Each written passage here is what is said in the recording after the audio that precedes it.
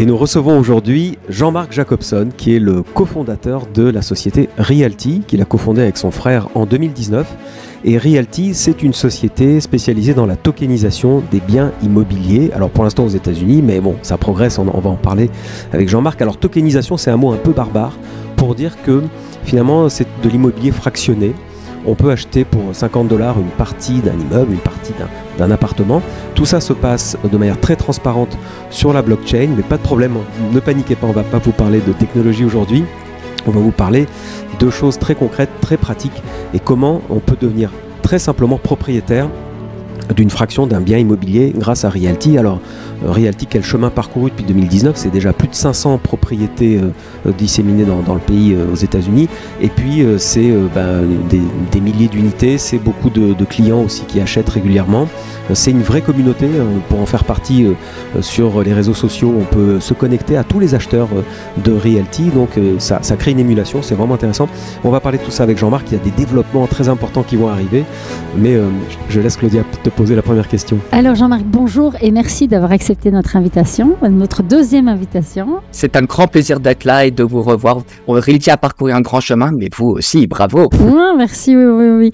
Tous les deux. Alors, donc on a fait un épisode il y a à peu près un an, qui avait rencontré un grand succès.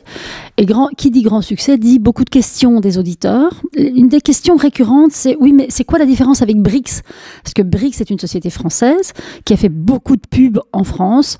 Et donc, c'est vrai qu'il y avait un peu de confusion. Donc, bon, évidemment, on a répondu, mais je pense que qui mieux que toi peut répondre à ça, puisqu'aujourd'hui, bon, ce sont des nouvelles alternatives d'investissement dans le secteur de l'immobilier, Realty étant à la pointe, mais peut-être que tu peux justement éclaircir ce sujet. Brix a démarré dans les royalties, ce que nous n'avons jamais fait. Dès le jour 1, Realty a dit que nous étions une valeur mobilière pour faire un investissement immobilier.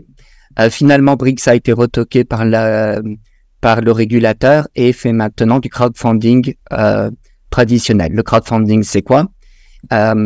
C'est une des façons d'investir dans de l'immobilier fractionné. Aujourd'hui, il y en a 3. Petite 1, le crowdfunding traditionnel qui existe depuis 2015, je pense, même avant.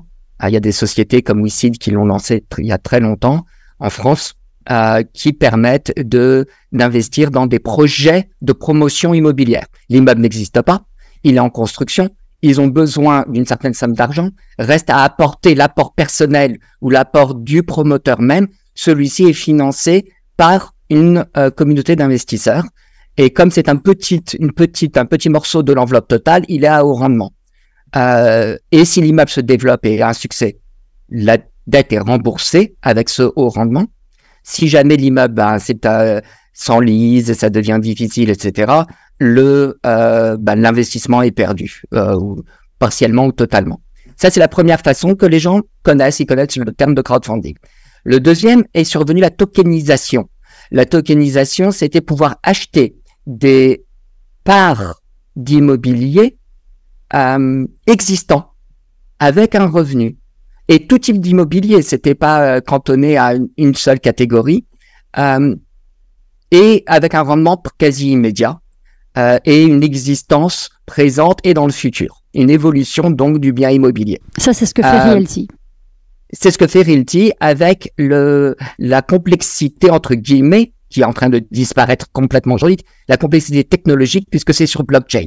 Cette complexité, évidemment, si on s'embête avec la blockchain, c'est qu'il y a de gros avantages aussi. Mais face aux régulateurs est survenue une troisième façon aujourd'hui, qui est la fragmentation. La fragmentation, c'est simplement prendre la tokenisation telle qu'elle est aujourd'hui, sans la technologie et sans la blockchain, sans le token. On investit dans de l'immobilier existant, avec un faible ticket d'entrée, mais on n'a pas la technologie derrière qui permet certains avantages. Il y a des sociétés en France, en Belgique, qui se sont lancées dans ce genre de projet. Elles sont récentes. Ça a des avantages et ça a des inconvénients aussi. Mais c'est les 3 façons globales d'investir aujourd'hui dans de l'immobilier fractionné. Tu me fais penser que, oui, rappelons peut-être pour ceux qui ne connaissent pas bien Realty, que comme ça se passe sur la blockchain, on peut donc investir $50, acheter une fraction, et on reçoit automatiquement le loyer, donc une fraction du loyer d'un vrai locataire, parce que les gens parfois disent, mais les immeubles, tout ça, c'est dans le métavers. Non, non, on n'est pas dans le métavers, c'est des vrais immeubles, des vrais appartements qui existent dans la vraie vie. Il y a des vrais locataires qui payent un vrai loyer, et tous les lundis, on reçoit, moi je le sais, on est client, on reçoit une fraction du loyer qui arrive automatiquement via la blockchain, etc. Sans rentrer dans le détail, disons que c'est totalement fluide. Et c'est vrai que ce système totalement électronique, qui est la blockchain, permet de se passer de courrier, de papier, de notaire, d'intermédiaire, d'avocat, etc. quoi. Ok. Et donc, oui, donc là, on a bien compris les différences de business model, en gros. Et ce qui nous intéresse aussi de savoir, c'est en fait Realty il y a un an et Realty aujourd'hui. Mais qu'est-ce qui a changé? Qu'est-ce qui a évolué pour vous, mais aussi pour l'investisseur? Alors, Realty évolue à grands pas et rapidement. Il y a eu beaucoup de changements. Il y a aussi beaucoup de services qui avaient été annoncés et qui étaient au tout début, qui aujourd'hui maintenant sont mûrs et en phase d'optimisation. Donc, les grands changements, ça a été d'abord une diversification géographique. Donc, nous avons démarré aux États-Unis dans une ville puis une autre, Détroit puis Chicago. Aujourd'hui, nous avons changé de type d'investissement. Nous avons rajouté, pas changé, des types de propriétés plus dans de l'immobilier patrimonial dans l'Alabama, avec un rendement certes plus faible, mais avec des propriétés beaucoup plus traditionnelles, on va dire, faciles à gérer, qui sont très jolies et qui sont un barrage parfait à l'inflation. Alors, attends, tu vas déjà trop vite. Donc, quand tu dis investissement patrimonial, donc avant, vous investissiez dans des immeubles avec plusieurs appartes ou des petites maisons. Qu'est-ce que tu appelles patrimonial? D'accord. Donc, nous avons démarré dans ce qu'on connaissait très bien, mon frère et moi. Donc, on fait ce qu'on connaît dans la vie. Nous avons démarré dans l'immobilier subventionné. Ce qu'on appelle les sections 8 aux États-Unis, c'est le gouvernement fédéral qui paye le loyer. En général, ça permet d'avoir la sécurité de la rentabilité. La sécurité du revenu, pas de la rentabilité. Après, c'est vrai que c'est un rendement traditionnellement élevé, mais la gestion est très difficile. Il faut savoir le gérer. C'est une niche, c'est un marché très, très particulier qui demande beaucoup d'heures. Ensuite, il y a le fait que les augmentations d'année sur année sont contrôlées. Donc, on entre à un certain niveau, mais après, le gouvernement dit hey, « je te paye, mais tu vas pas augmenter sauvagement ». Ok, et puis j'imagine aussi que tes maisons sont plus vite abîmées puisque tu as une moins jolie clientèle, j'allais dire. Oui, c'est ça. Oui, c'est ce que je veux dire par une gestion intense. Et c'est vrai que quand on en a... Alors, non, on essaye... Alors, si on arrive à faire qu'il y ait peu de turnover, donc on se doit sélectionner quand même assez bien les locataires, ce que nous on fait, on a assez peu de turnover. Mais quand il arrive, c'est pas un rafraîchissement de la propriété qui est nécessaire, c'est souvent une rénovation de la propriété qui est nécessaire. Ah oui, ok. Donc, on arrive à jongler, à lisser un revenu élevé, mais c'est beaucoup de travail. Tandis qu'un bien patrimonial, en fait, dans le temps, c'est que d'une maintenance assez simple, assez classique, avec un loyer qui augmente selon les indices économiques et le marché, très facile à gérer et qui dans le temps permet de se projeter sur 30 ans, sur la descendance après, sur la génération à suivre, etc. Donc c'est plutôt des maisons familiales avec des gens qui ont du pouvoir d'achat. C'est exactement ça. Ouais. C'est des maisons assez qui sont très jolies, dont on imagine le rêve américain, voilà, classique. Donc en fait, c'est un peu comme dans la vraie vie, quoi. Soit tu as des loyers garantis par l'État et tu n'as pas l'assurance d'avoir des locataires qui vont te remettre un bien dans un bon état parce que ils vivent beaucoup dans les appartements, etc. Soit tu loues de très très jolies maisons et à des belles familles qui ont du pouvoir d'achat. Tu peux louer plus cher et tu as l'assurance qu'ils n'abîment pas ton bien parce que c'est leur maison familiale. C'est la même chose dans la vraie vie, en fait. Oui, exactement. C'est exactement ça, avec les avantages et les inconvénients des deux. Hein. Est-ce qu'on peut revenir sur le rendement parce que Realty, alors je confirme, nous confirmons depuis 3 ans, on perçoit en moyenne 10% de rendement annuel. Donc Realty annonce entre 8 et 10, alors ça dépend des années, ça dépend des biens, etc. bien sûr, mais c'est une performance qui est quand même assez exceptionnelle. Et ça interroge beaucoup de gens en disant mais comment peut-on obtenir un tel rendement? Mais je crois que ça rentre dans la stratégie immobilière de Realty, qui est de viser, mais tu peux peut-être nous éclairer sur ce rendement. Oui. Alors, je peux très bien d'abord, quand Realty a démarré à Détroit, on avait du 13%.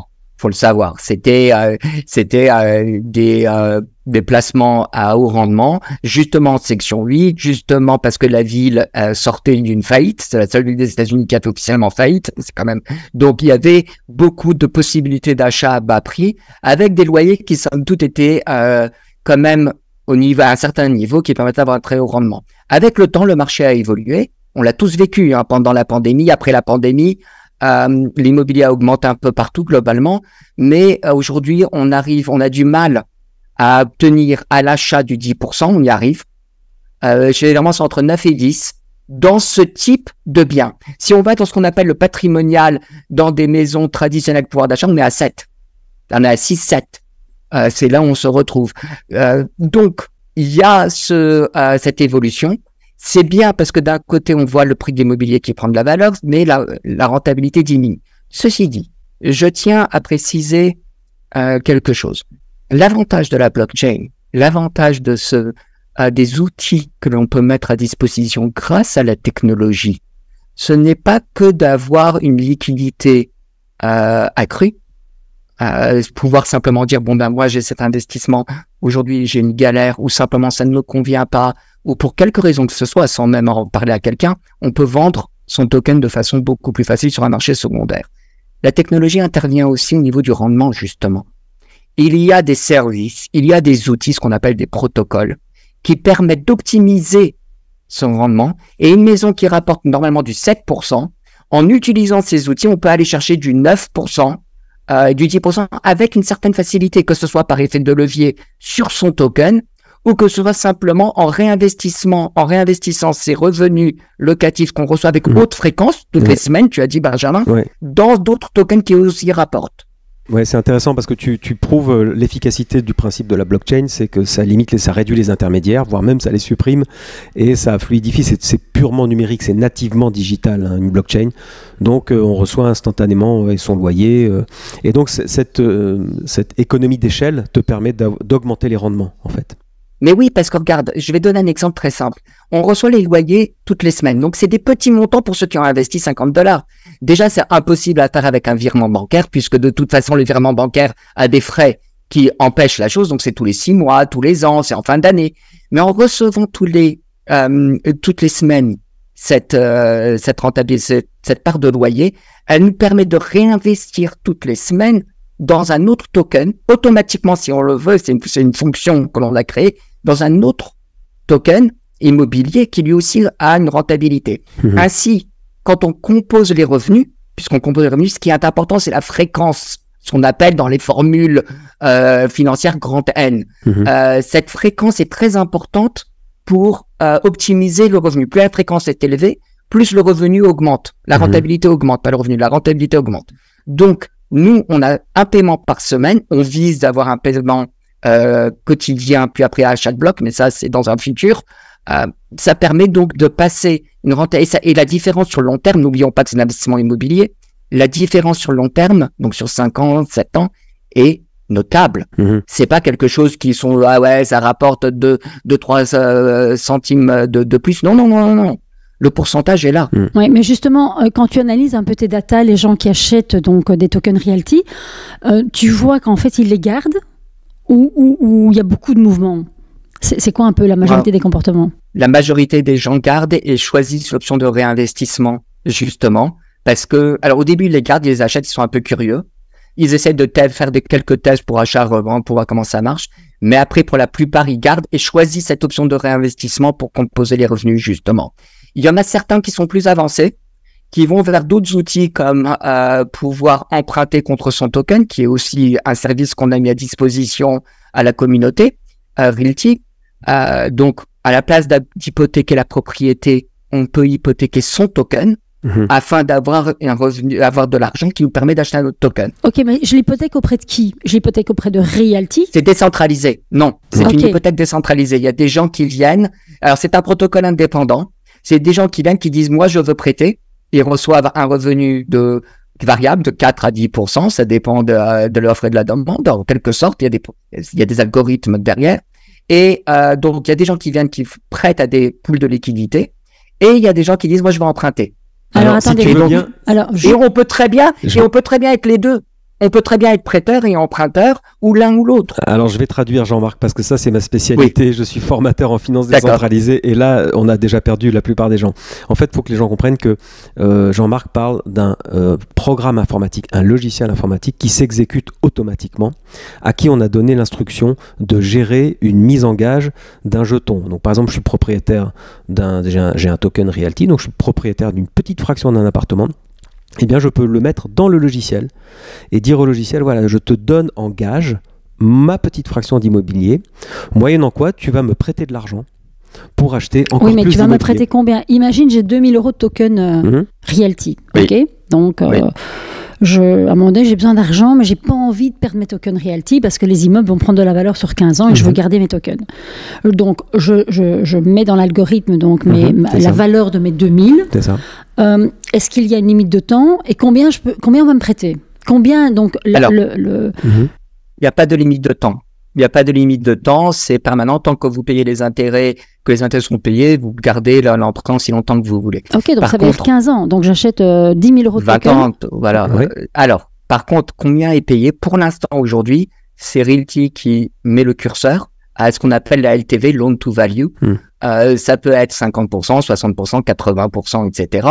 Mais c'est aujourd'hui, c'est Realty qui choisit. Demain, ce sera un protocole indépendant à travers une DAO. C'est la communauté qui gère le truc, qui votera quel est le pourcentage. Aujourd'hui, on est à 50 ou 60%. Tu as 2000 € de tokens, tu les mets, tu peux emprunter 1000 €. Et tu peux immédiatement, avec un clic, sans demander, sans soumettre un dossier, sans demander à ton banquier, sans demander à ta compagnie financière, tu peux immédiatement t'acheter une chemise si tu veux, mais tu peux aussi surtout acheter d'autres tokens qui aussi te rapportent, que tu peux remettre à nouveau sur la plateforme d'emprunt pour acheter à nouveau d'autres tokens. Et je les rends sous quelle forme? En une fois? En petite fois? En plusieurs fois. On peut rembourser sa dette, on peut rembourser 100 €. Si on a une dette de 1000 €, on peut rembourser 100 € par mois, si on veut. Alors, le remboursement se fait automatiquement par l'algorithme. Il prend automatiquement, il faut payer, il faut mettre une certaine somme. Et cette somme décroît. Mais c'est basé non pas sur l'investissement spécifique d'un token, mais sur tous les investissements que le client a fait. S'il a mis plusieurs tokens et il a plusieurs emprunts, s'il y en a un qui est en défaut, il va pas être liquidé. Il faut que la base entière baisse jusqu'à ce qu'on appelle un facteur de santé qui soit en dessous de 1. Donc ça devient très technique. Moi, je pense que ce que les gens doivent comprendre, c'est l'exemple de Claudia est très simple. Vous avez des tokens Realty pour une valeur globale de 2000 €. Vous les mettez en gage dans le logiciel automatique, ça s'appelle un smart contract dans le jargon de la blockchain. Et ce logiciel va vous dire, ok, j'ai 2000 € en dépôt, et ben je vous prête 1000 € enfin 1000 $ en fait. Et vous en faites ce que vous voulez. Comme tu dis, vous pouvez acheter une chemise, vous pouvez aller chez Zara, vous pouvez acheter, le mieux c'est d'acheter un autre token Realty par exemple. Et le logiciel, tant que vous n'avez pas remboursé, il garde vos 2000 € de tokens pendant tout le temps où vous n'aurez pas remboursé. Le jour où vous voulez récupérer vos tokens, vous remboursez le logiciel automatique et il vous rend vos tokens. Mais c'est quand même une révolution. Immédiatement. Oui, c'est quand même une révolution parce que je me souviens dans le premier podcast, tu avais dit non, mais nous, notre cible, c'est pas les gros investisseurs immobiliers parce qu'on limite l'achat des tokens. Donc si j'ai 2 millions, je peux pas acheter 2 millions de tokens Realty, j'imagine. Ok, donc c'est à un moment donné, c'est loqué. Donc ça s'adresse à qui? À des gens qui ont un peu d'argent à investir. Ok, je peux acheter combien de tokens Realty au maximum? C'est limité à combien? Ça dépend des propriétés. C'est 10% de la valeur de la propriété. C'est donc il y a des propriétés à 100 000 $, ça fait pas beaucoup. Il y a des propriétés qui valent 2-3 millions, ça fait plus de tokens, mais c'est un pourcentage. Et la raison pour laquelle on le fait, c'est surtout pour que chaque propriété ait une certaine liquidité. Plus il y a d'utilisateurs, plus il y a de token holders, plus la liquidité est accrue. Si jamais il y a une personne qui a 60% des tokens, d'abord il peut gamer un peu certains systèmes, mais surtout il n'y a plus de liquidité, il contrôle la liquidité et on veut absolument éviter ça. Ok, mais donc imaginons moi j'achète pour 200 000 € de tokens Realty, dans plusieurs propriétés, ok. Oui. Je les mets en gage, je récupère donc 100 000 euros et je rachète des tokens Realty. Exact, c'est le but d'ailleurs. C'est l'idée. Et vous les remettez à nouveau en gage. Oui, tu continues encore et encore et encore. Jusqu'à ce que la loan to value vous empêche de faire, vous n'avez plus assez parce que de 200 vous êtes passé à 100, 200 vous êtes passé à 50, si c'est 50%, de 50 vous êtes passé à 25 et après vous ne pourrez plus emprunter. Mais ça permet d'avoir un effet de levier, non pas au niveau de la propriété, donc la propriété n'est pas à risque, comme en 2008, mais au niveau de votre investissement simplement. Pourquoi on ne fait pas ça, non? En fait, oui, c'est quelque chose... Je règle mes comptes avec mon mari ici. Moi, j'ai expérimenté donc l'achat et revente sur le second marché. Enfin, j'ai plutôt fait que acheter sur le second marché. YAM. Parce que je voulais une propriété en particulier. Par exemple, j'avais un token d'une maison X et je voulais d'autres tokens de la même maison X pour... voilà, ça m'amusait. Donc, effectivement, il y a un marché secondaire très dynamique. On trouve toujours des gens qui achètent, qui revendent. Et dans l'ensemble, les prix s'équilibrent. Bon. Et puis, Realty aussi peut racheter des tokens, j'ai vu, sous certaines conditions.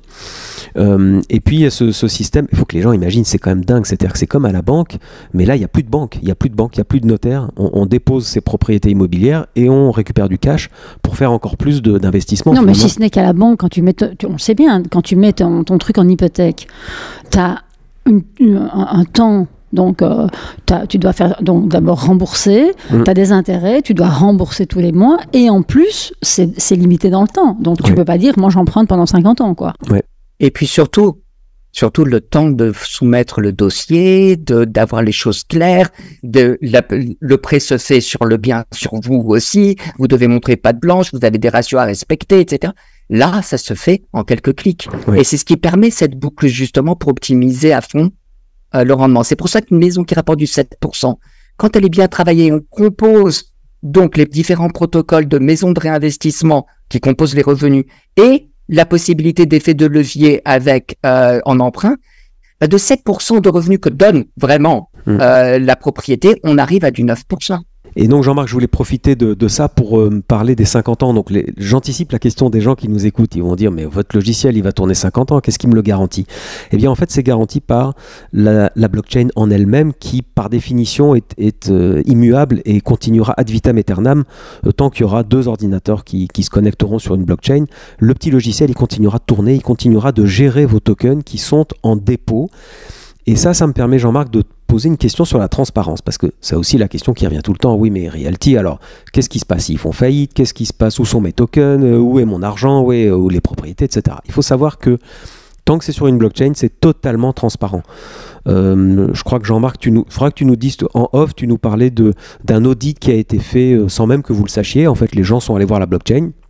Ils ont vu tous les tokens Realty. Oui, raconte. Et c'est dingue quand même cette transparence. Ils ont su, ils peuvent tout savoir de ce qui se passe chez Realty.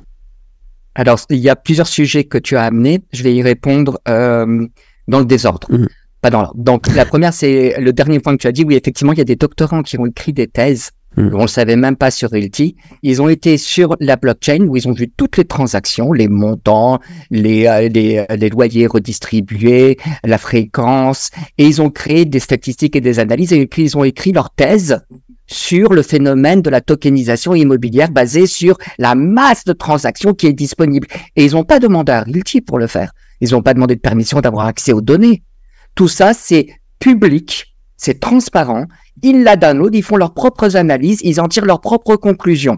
Et en plus, avec les adresses IP, etc., on peut faire des segmentations par région, par truc, par machin, et donc ils arrivent à faire des statistiques assez avancées. Il y a plusieurs universités, aussi bien aux États-Unis qu'en Europe, en Allemagne notamment, en Italie beaucoup, qui ont émis donc des thèses dessus. Il y a même des reprises qui ont été faites par le journal du Banking and Finance, qui est très prestigieux aux États-Unis, qui sont lues par les grandes banques d'investissement et les banquiers en général.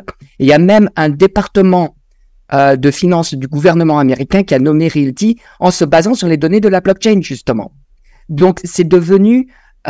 cette transparence permet à tout à chacun de vérifier les transactions et de vérifier le montant de tokens émis, par exemple, si on veut vérifier que ça, qui me dit qu'il y a eu que tant de tokens qui sont émis et qu'il n'y en a pas en fait beaucoup plus par derrière. Ah non, c'est sur blockchain, vous pouvez le voir. C'est ça. Alors, il y en a beaucoup qui veulent pas s'embêter à lire la blockchain, c'est vrai. Mais aujourd'hui, sachez qu'il y a des communautés entières qui ne font que ça toute la journée, dont c'est la passion, dont c'est le métier. Mais le moindre informaticien un peu informé, il peut pour vous lire la blockchain pour vous. Hein. Je veux dire, c'est pas du tout ésotérique. Hein. Et c'est pas difficile. Et c'est pas difficile. Oui, et les enfants vont l'apprendre à l'école. Oui, mais la plupart des gens, quand on leur dit ça, blockchain, wallet, eux, ce qui les intéresse, c'est de faire tourner leur argent. Alors, tu disais tout à l'heure en off que la blockchain allait être, en tout cas chez Realty, effacée. Qu'elle allait, pas être effacée, mais en tout cas dans l'expérience utilisateur, elle allait disparaître. Donc, c'est quoi ce nouvel accès? Je reviens toujours à l'exemple du email. Moi, j'ai démarré ma carrière dans l'informatique. Je m'en souviens, c'était ma passion, même si je viens du monde immobilier, toujours eu ma passion dans l'informatique. Dans les années 90, quand je voulais envoyer un email avant même Clarisse, avant même les premiers emailers, il fallait coder SMTP, de qui, à qui, contenu, etc., nombre de caractères, fallait indiquer tout ça. C'était laborieux. Aujourd'hui, vous envoyez un email, vous ne savez pas que vous utilisez un protocole, que ce soit IMAP, SMTP, c'est des lettres dont vous n'entendez jamais parler. C'est pareil avec la blockchain. D'ici fin décembre, Realty, vous pourrez vous connecter, avoir votre wallet avec votre adresse email et une clé 2FA si vous voulez, simplement, qu'on encourage fortement pour la sécurité. Mais simplement avec votre email, votre adresse email, vous aurez votre wallet automatiquement dont vous serez le maître. Mais donc tu vas faire quoi? Tu vas faire un Google Connect? Il y aura une sorte de Google Connect avec plusieurs services, comme dans le Web 2 aujourd'hui, comme dans les expériences Web 2. Et ça a été rendu possible grâce à Vitalik Buterin, donc qui est à la tête de Ethereum, qui a développé cette année la technologie qu'on appelle Abstract Account. Bon, les utilisateurs s'en foutent, hein, mais cette technologie nous permet justement de créer ce lien entre votre adresse email et votre compte, votre wallet. Donc, ce qu'on appelle le wallet crypto. Alors, évidemment, il y a d'autres complexités. Qu'est-ce qui se passe si vous perdez votre email? Qu'est-ce qui se passe si vous n'avez plus accès, etc. Tout ça, c'est des problèmes que l'on connaît déjà, et sur lesquels il y a déjà des résolutions qui ont été créées pendant les 10 dernières années, en fait. Ouais, mais c'était la pierre manquante pour l'adoption, en fait. Absolument. Oui. Absolument. C'était la pierre manquante. On le voyait dans le onboarding.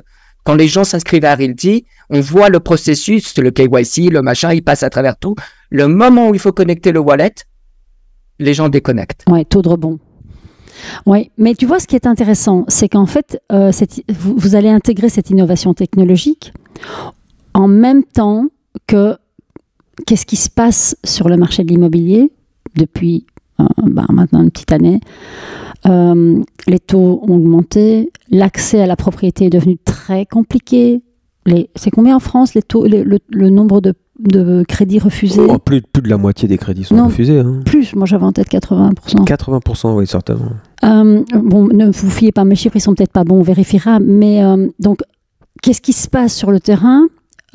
L'immobilier ne diminue pas forcément, en tout cas en France. En revanche, beaucoup plus de biens en vente et évidemment beaucoup moins d'acheteurs puisque pas d'accès à la propriété.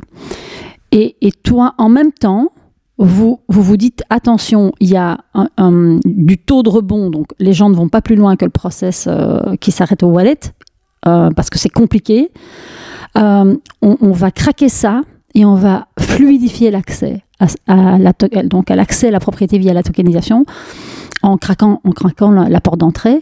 Et donc, c'est vraiment la réponse. Moi, c'est ce que j'explique toujours. Je dis, mais c'est la vraie réponse aux besoins du moment. Tout à fait. Ouais. Alors, on avait déjà amené un premier élément de réponse en créant ce qu'on appelait le walletless wallet, qui permettait de bypasser la connexion du wallet. On vous donnait votre wallet à disposition automatiquement, mais les fonctionnalités étaient limitées. Vous pouviez acheter, détenir le bien, collecter les loyers et éventuellement, on a mis du temps à le développer, revendre votre token. C'était très limité dans les services et dans ce que vous pouviez faire. On a mis cette technologie qu'on a développée, on la met complètement de côté, fini, pour aller sur ce qu'on appelait donc l'abstract account dont je parlais, qui est vraiment qui craque ce problème à 100%, comme on l'a dit. Ça va être évolutif, ça va être de plus en plus facile et de plus en plus puissant. Pour parler du marché immobilier, les points que tu as levés sont primordiaux, c'est très important. On remarque effectivement que malgré le fait que que les taux d'intérêt augmentent, que les crédits sont de plus en plus refusés, le prix de l'immobilier, il met du temps à baisser. Nous, on le voit pas.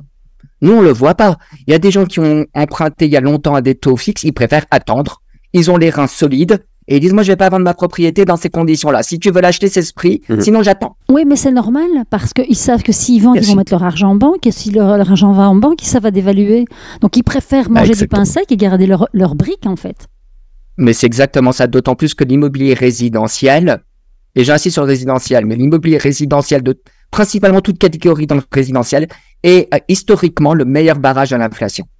Oui. Ouais. Et ce qui se passe aussi, alors en Belgique, donc si tu as un rapport énergétique qui est trop bas, tu ne peux plus dans les 2 ans, enfin maintenant c'est plus qu'1 an, tu ne peux plus indexer ton loyer. Mais en France, il y a une loi qui est passée, alors je ne sais pas si elle est nationale ou régionale, mais en tout cas ici dans la région à Arles, si tu as un rapport énergétique qui est trop bas, dans 1 an et demi, tu ne peux plus avoir de locataires. C'est national dans toute la France. C'est national. C'est carrément, tu ne peux plus avoir de locataires. Donc nous, on vit à Arles.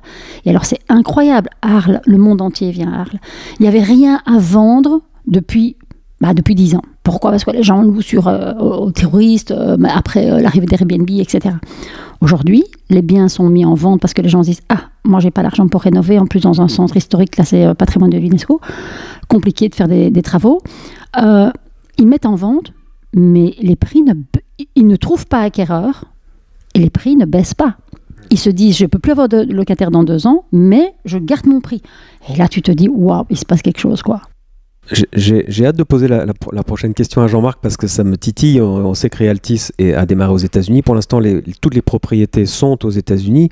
Ne peuvent acheter d'ailleurs que les clients en dehors des USA. Donc on voit bien que la loi a du mal à comprendre la tokenisation, a du mal à s'adapter à la blockchain. Donc toi, aux États-Unis, tu as une réglementation américaine, mais qui interdit aux Américains d'acheter. Il n'y a que des Européens, c'est ça, si j'ai bien compris ? Alors, ça n'interdit pas. Il faut avoir des silos séparés. Ouais. C'est-à-dire qu'il y a des émissions qui sont faites pour les étrangers, des émissions qui sont faites pour le marché domestique. Et les deux ne peuvent pas communiquer. Et au bout d'un certain temps, officiellement, en théorie, elles pourraient communiquer. C'est pas très sage aujourd'hui de les fondre. Il faut garder des silos séparés. La réglementation sur la tokenisation est fondamentale. C'est ce qui aujourd'hui fait en sorte que beaucoup de jeunes entrepreneurs qui sont pleins d'enthousiasme commencent à se lancer et après arrêtent. C'est compliqué et dans certains cas, c'est confus. Aux États-Unis, il y avait, comme le rêve américain, les choses sont simples, on arrive à avancer, ils encouragent l'innovation. Avec ce qui s'est passé en 2022, le gouvernement américain a complètement changé son fusil d'épaule de façon extrême et atypique pour les États-Unis. Ils sont tombés comme une tonne de briques sur tous les entrepreneurs et dans certains cas, bonne raison, en disant simplement, vous savez quoi, vous avez fait du n'importe quoi, nous on intervient, on casse tout. Tu fais référence à quoi en 2022 ? Des scandales comme FTX. Ah oui, ok. Ont fait beaucoup de mal. Okay, oui. Et ils ont fait un amalgame dans tout ce qui est crypto-blockchain. Okay. Peu importe que ce soit des actifs réels, ce qu'on appelle le Real World Asset, RWA. Donc, comme Realty, comme tu l'as dit, Benjamin, c'est pas du métavers, hein. C'est de véritable immobilier. Ce sont de vrais actifs. C'est juste que le registre est détenu sur une blockchain. Le registre, voilà, c'est tout. La blockchain est un registre avec l'unité de compte étant le token. Donc, à partir de ce moment-là, on a de vrais actifs. Eh bien, aux États-Unis, ils ont pas un peu un amalgame aujourd'hui. Tout ce qui est blockchain tombe sur le courroux du régulateur. Je peux comprendre cette réaction, elle est temporaire, mais il prépare aussi le terrain, il nettoie le terrain pour les grands acteurs comme BlackRock, qui crient haut et fort que d'ici 2025, tout sera tokenisé. Exactement. Tous les actifs, toutes les classes d'actifs seront tokenisées pour les Fidelity, les Vanguard, etc. Et le gouvernement américain, lui, veut ce genre d'acteurs dans le blockchain pour justement garantir toute la compliance des investissements, disant il y a des lois, elles sont là, vous les respectez. Et quand l'entrepreneur dit d'accord, mais vos lois de compliance coûtent des millions de dollars par an, en tant qu'entrepreneur, on ne peut pas, mais ils disent dans ce cas-là, vous ne le faites pas. C'est pour ça que tu nous disais que c'était une année difficile, tu nous disais en off. Non, ce que je disais en off, c'est que le Realty, le projet Realty, quand on a démarré en 2019, c'était un projet sympa, cool. Nous, on vient du monde immobilier, même si on a démarré blockchain en 2012, on vient du monde immobilier. Et le but, c'était de rejoindre les deux et de permettre à tout le monde de profiter, mais vraiment démocratiser l'investissement immobilier, de profiter de l'investissement immobilier. Nous, l'investissement immobilier, ça nous a, mon frère et moi, donc Rémi, ça nous a permis de surmonter toutes les difficultés. On s'occupe de son immobilier, bah vous savez quoi, votre immobilier s'occupe de vous dans les moments difficiles. Ça a été quelque chose qu'on voulait vraiment transmettre. Donc le projet était simple. On permet à n'importe qui d'investir à 50 € ou 50 $. Bah vous savez quoi, la réalité est extrêmement complexe. C'est la société la plus difficile qu'on a créée et qu'on doit gérer tous les jours. C'est une intersection de 3 industries toutes difficiles. L'immobilier, c'est quand même une spécificité qu'il faut bien maîtriser. C'est un métier en soi. La technologie, et on ne parle pas de n'importe quelle technologie. On parle d'une technologie qui est extrêmement cutting edge, qui évolue très rapidement. On peut faire des mois de développement pour aboutir à quelque chose qui n'a plus aucun sens. Exemple, notre walletless wallet, comparé à l'abstract account qui est sorti. Bah, l'un est sacrifié pour l'autre et le développement qu'on a investi dedans est perdu. Et la 3e industrie, c'est celle des valeurs mobilières. Parce qu'aujourd'hui, on ne peut pas tokeniser directement un immeuble. Il faut passer par une société. Donc, on a des valeurs mobilières. Et ça, les valeurs mobilières, bah, c'est tout un métier avec tout un carcan de régulation qui est vieux de siècles, lourd, qu'il faut gérer, de compliance, de suivi, de process, qui change de pays en pays, sachant que le token, lui, fait pas de différence entre un pays ou un autre. Nous, on est obligé d'en tenir considération. Ça fait que cette intersection crée un mastodonte très difficile. Donc, le challenge, le défi que représente Realty a été pas très conséquent. Ouais, c'est ce qui fait pardon, que pour l'instant tu es implanté aux États-Unis. L'Europe, c'est dans le scope, hein, c'est dans les tuyaux, comme on dit. Mais alors, la réglementation en Europe aussi, alors oui, elle est en train de se mettre en place plus vite qu'aux États-Unis d'ailleurs. Oui, la réglementation mais est-ce que la régulation pour la tokenisation tombe sous la même régulation que les cryptos? J'ai la réponse. Ok. J'ai la réponse. Alors là, j'ai la réponse. Je connais très bien les choses. Croyez-moi, je regarde les Realty est présent à des token holders dans 154 pays. Faut le savoir, on a 16 000 token holders divisés dans 154 pays. On est très diversifié dans le monde. Les seuls pays qu'on n'a pas, c'est les pays qui sont blacklistés sur la liste noire, des trucs. Donc vraiment, et on étudie. On doit être dans les conformités sur les lois américaines, certes, mais quand on dépasse un certain seuil, et souvent ce seuil est très très très très bas, on doit être en conformité dans chaque pays dans lequel on a des token holders. Donc ça rend les choses compliquées. Donc on a bien étudié le cas de l'Europe. Quand on a démarré en 2019, nous avions pas vraiment cette harmonisation européenne, était plus imaginaire que réelle. Aujourd'hui, elle est réelle. Et l'Europe a mis en place quelque chose d'assez magnifique en fait. Ils ont pris une position différente de celle des États-Unis, qui est compliqué, mais à la fois permet à l'innovateur et aux institutions, peut-être à l'entrepreneur aussi, de pouvoir innover. Qu'est-ce qu'ils ont dit? Ils ont dit, très bien, vous savez quoi?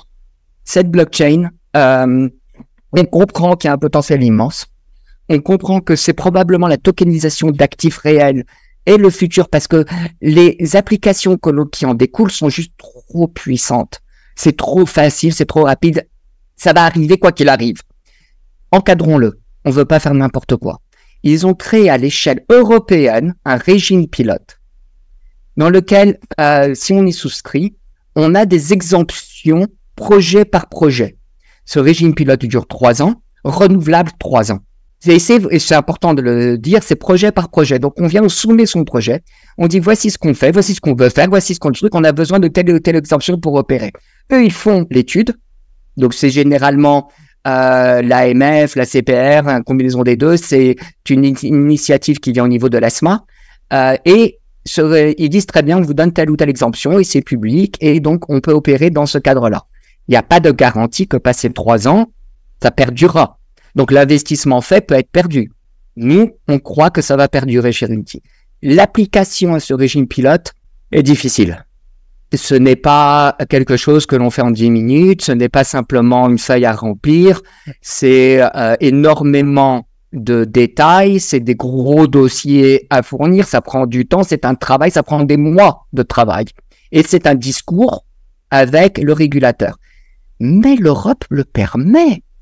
L'Europe donne cette outil pour justement promouvoir l'innovation et pour dire, regardez, on a fait ça, on a donné cette exemption, le problème a été ça, ça, ça et ça. On n'a pas pu résoudre ça, donc on enlève cette exemption. On a pu les résoudre, donc on la valide et on passe à la suivante. Mais c'est génial, c'est comme ça qu'on fait les choses correctement dans la vie. Oui, Jean-Marc, mais moi en tant que consommateur, je retiens une phrase dans tout ce que tu as dit. Ah, si c'est pas renouvelé dans 3 ans, c'est un investissement perdu.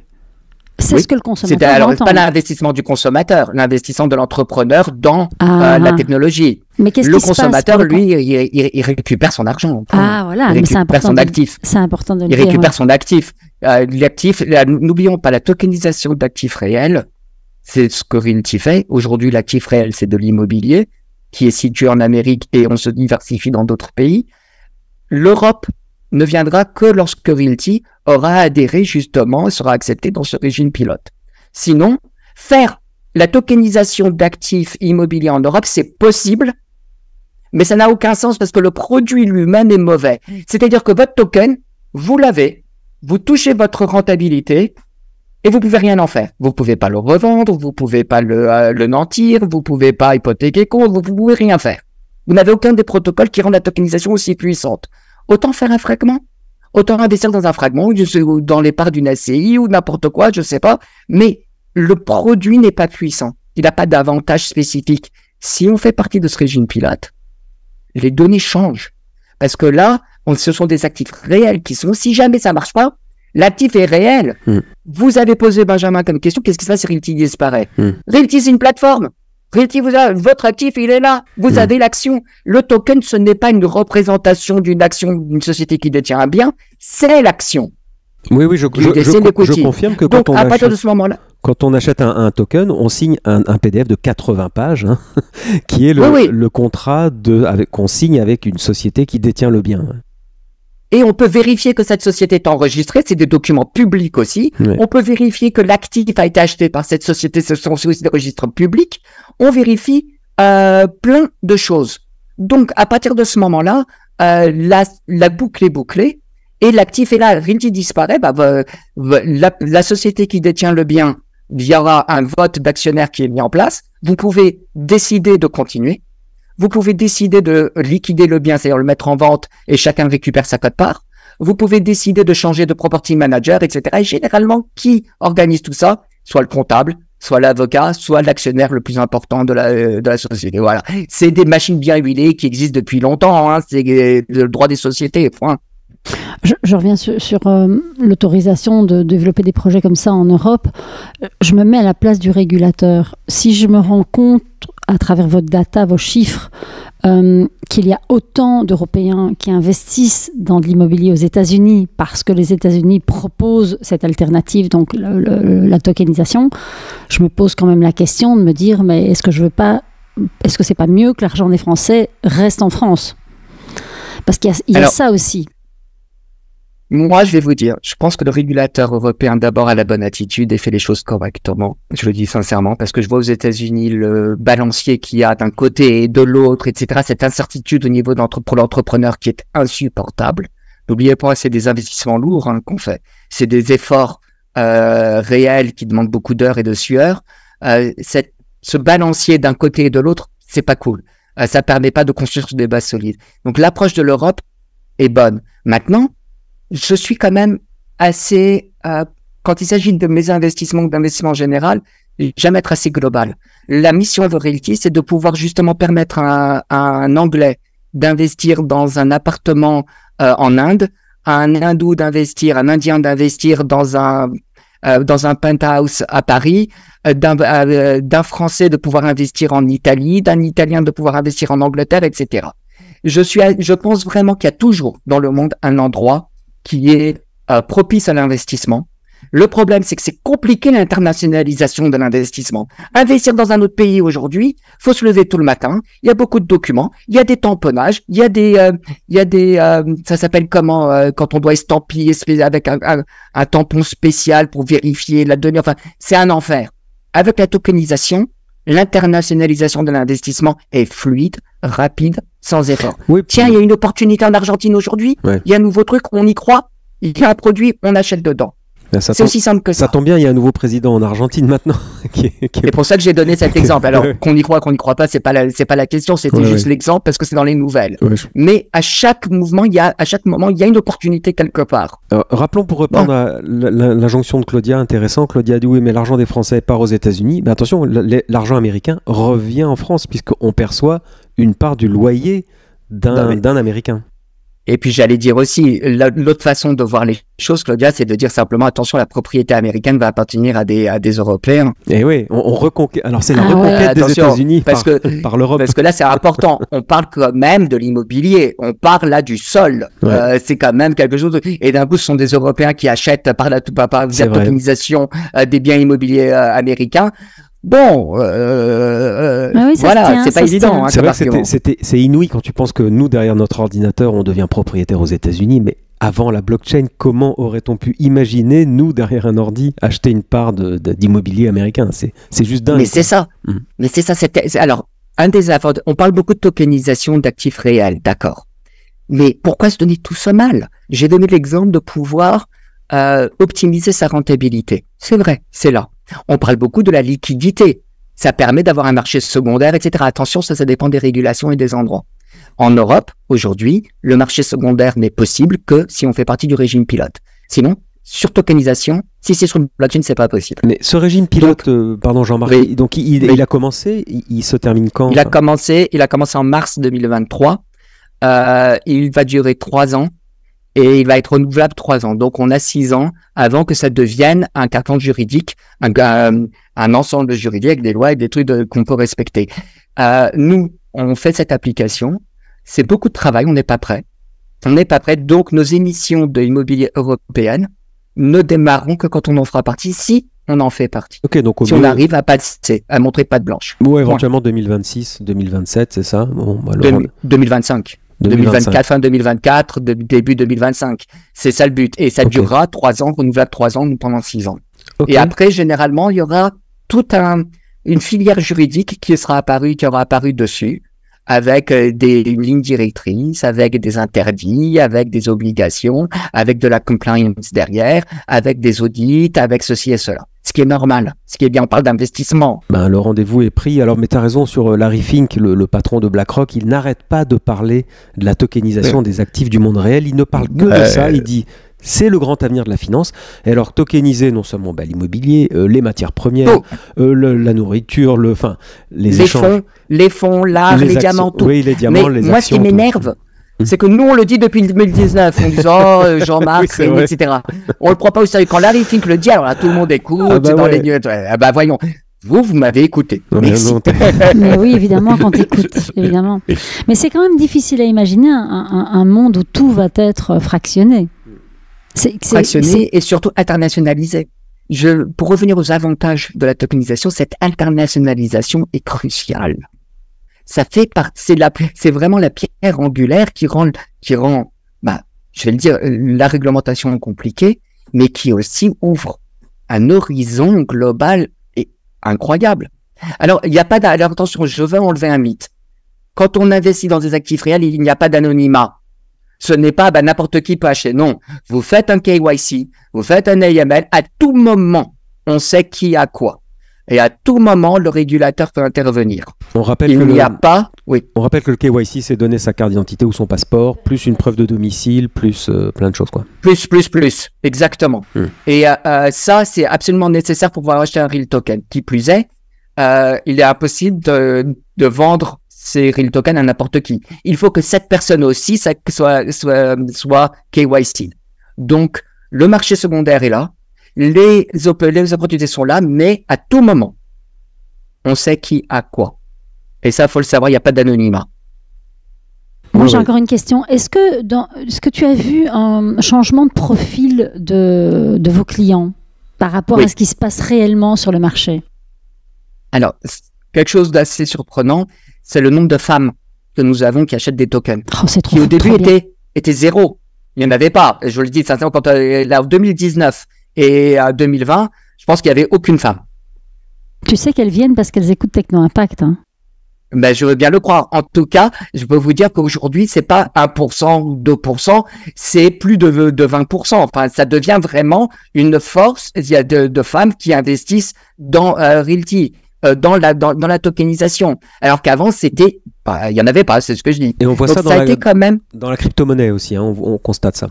Je pense que quand le profil d'une femme voit l'investissement un peu différent de l'homme en général, et je veux pas faire de débat sur le genre, sur le truc, c'est pas le but, mais il y a des spécialisations qui se font de consulting, de femmes qui justement se concentrent sur l'investissement des femmes, donc elles conseillent, et quand elles voient la rentabilité, quand elles voient la possibilité, et que derrière il y a vraiment un actif réel, que c'est pas juste un concept, ça change, ça fait un clic. Et je pense que Larry Fink, justement, pour revenir, il a très bien compris tout ça. Il a très bien compris le fait que ce ne sera pas que l'institutionnel qui pourra investir, mais tout le monde. Dans ce cas-là, ça y est, les limites explosent. Et comme tu dis, on pourra non seulement investir dans une fraction, donc un petit gramme d'or, un petit bout de diamant, un petit bout du marché du blé, du marché peu importe, et en plus international. Donc on pourra acheter un petit bout de diamant en Chine, on pourra acheter un petit bout d'immobilier au Brésil, comme tu dis. Et c'est complètement dingue parce que ce sera à nous, en fait, ce sera notre propriété digitale et on pourra l'échanger entre particuliers. On pourra le mettre en gage pour emprunter de l'argent, on pourra faire 1000 choses. Le transmettre à ses enfants. Le transmettre absolument à ses enfants, ouais, en patrimoine. Mais ça, c'est important. Le patrimoine, c'est très important. Nous, on a des gens qui créent des fiducies familiales, qui mettent leur real token dedans, qui investissent leur real token dedans pour leurs enfants, en disant l'immobilier, moi, je vais pas le toucher, je vais prendre le rendement, la rentabilité, je veux dire, je mets simplement l'option de réinvestissement automatique, et c'est tout. Et j'attends. Et on a les bénéficiaires et les choses sont claires, c'est les enfants, c'est des trucs, etc. Il y a des clauses, bien sûr, de main levée, tout ce qu'on veut. C'est puissant comme concept. Oui, moi je voulais revenir sur les femmes. Je suis en train de travailler sur un événement qu'on est en train de monter sur justement amener plus d'autonomie financière aux femmes, leur donner des outils pratiques, dont Realty évidemment. Et le constat, c'est qu'en fait, les femmes ont plus un profil d'épargnante que les hommes. Les hommes investissent plus, les femmes épargnent. Et merci l'inflation, elles se rendent compte qu'en fait, aujourd'hui, leur épargne fonde et donc elles sont résilientes, elles savent qu'elles doivent trouver des alternatives.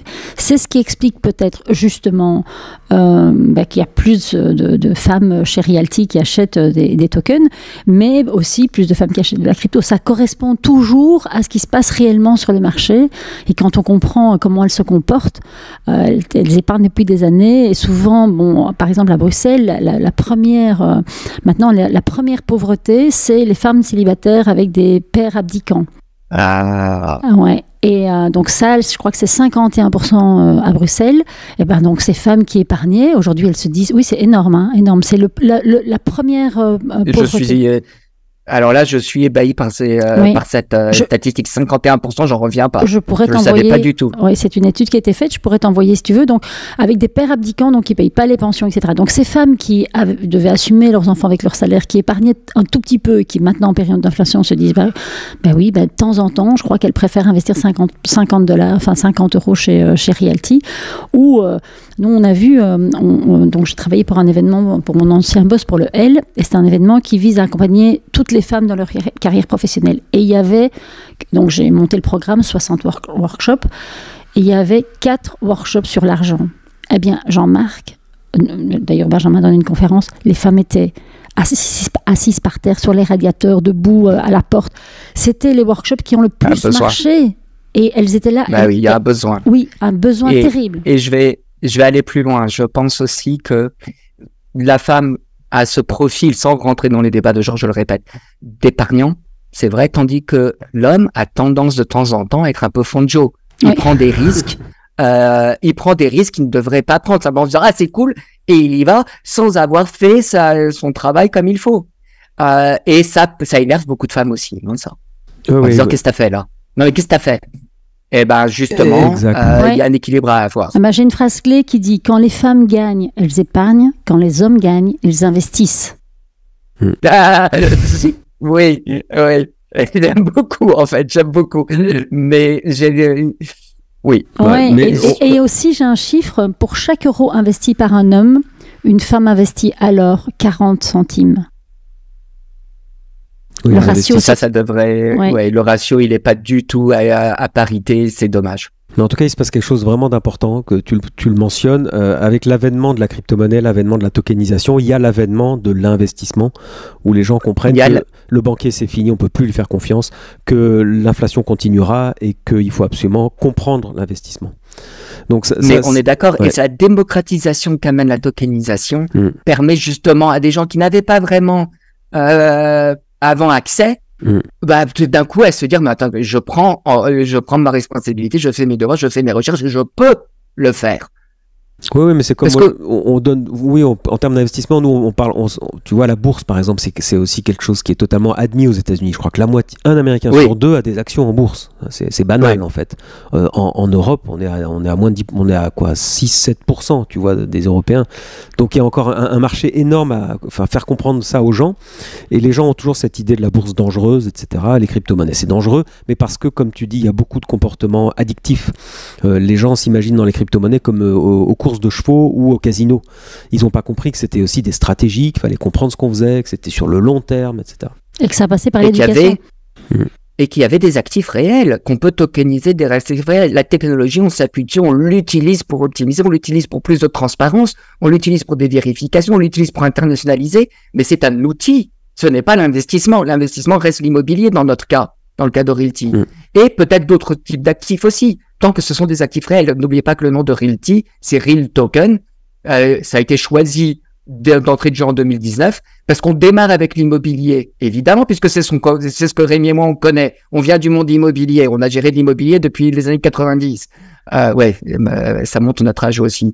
Mais le Real Token, c'était aussi avec la vision de pouvoir amener d'autres actifs réels dans la tokenisation. Donc, quand on aura les partenaires dont c'est la spécialité, dont ils ont l'expertise, on le fera. En attendant, ce qu'il faut, c'est que ces experts viennent. On va pas faire quelque chose qu'on connaît pas et tester. Ça, on le fait pas, nous. Bon, c'était super. On arrive à la fin de cet épisode déjà. On a dépassé le timing de loin, mais c'était passionnant. Ouais. Moi, j'ai juste un petit mot de la fin, encore une phrase que j'ai écrite pour mon doc. Les femmes ne sont pas moins compétentes en investissement, elles sont moins consultées et moins encouragées. Donc, moins écoutées. Moins consultées, moins encouragées, moins écoutées, moins soutenues et moins...